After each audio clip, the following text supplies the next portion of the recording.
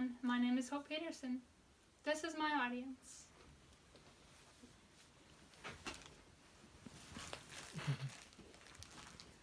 Today, I am going to discuss 17 uses for a paperclip.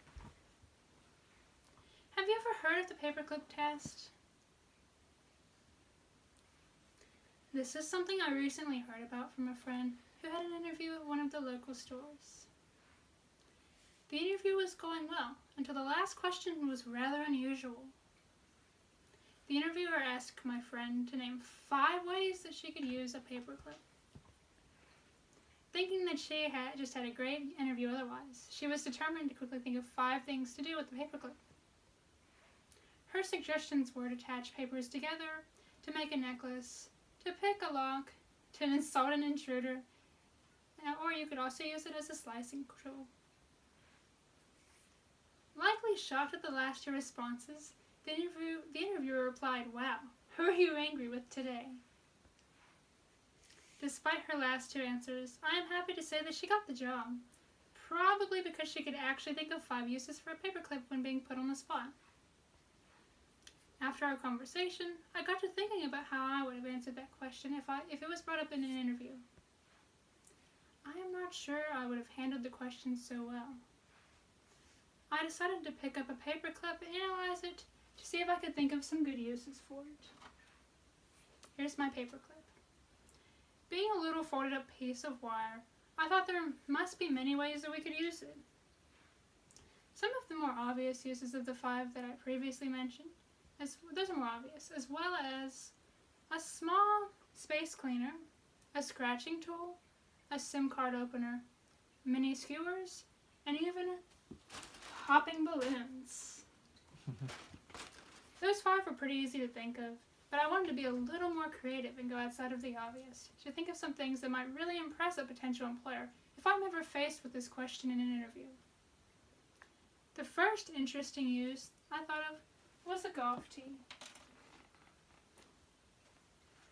If you twist the paperclip real tight around a pencil like so, it makes a pretty good tee that goes well into the ground and it'll easily hold a golf ball well. Another great use is as a stem for a real or fake flower. If you flatten the paperclip like this and make it very straight, it is pretty close to an actual flower stem. Another use is to poke a sleeping snake. What the? Well, maybe you don't actually want to do that, but hey, it is an option if you ever need it.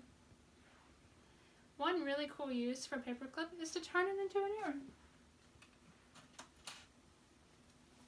Like that. They can make great clip-ons, and if you are really brave, you can actually thread one through a pierced ear. If you need some wire numbers, paperclips can be molded into any shape that you may need. This is my wire number. This can also come in handy if you're ever stuck on a deserted island with only a box of paperclips, since you can use them to make a big SOS sign. Okay, maybe that would work only if the pilot had extremely good vision or some high-powered binoculars to focus directly on your location. Paperclips can also make a great way to test to see if an outlet is working. Okay, maybe you don't want to try that one, but how about if you used one to trade up? What I mean by that is that if you keep making trades for the better. I once heard about a guy who made many trades over the course of several years, and it all started with one paperclip.